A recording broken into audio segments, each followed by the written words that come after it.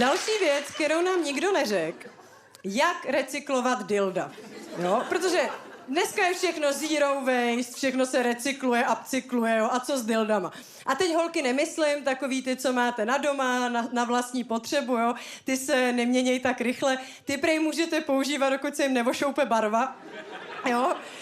Takže kontrolovat stačí jako pneumatiky, jestli nejsou světý, jo? Dokud je tam ten žilnatý vzorek, tak dobrý. Ale já myslím situaci, kdy máte vztah, máte partnera, máte nějaký sexuální hračky a teď se rozejdete, jo? A máte novýho partnera, ale starý hračky.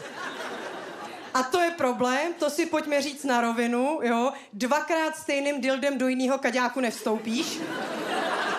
Za to žádný želvičky v oceánech nestojí, jo? Hračky je potřeba mít nový.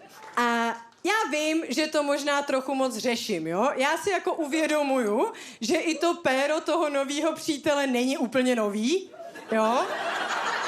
Jako, už má taky trochu ošoupanou barvu. Je utahaný jak starý plišák, jo?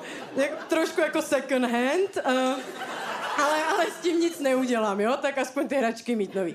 Ale co s nima, když jako je chcete ekologicky odpovědně zlikvidovat, jo? Protože to jako nemůžete dát se jakže na donošení, jo?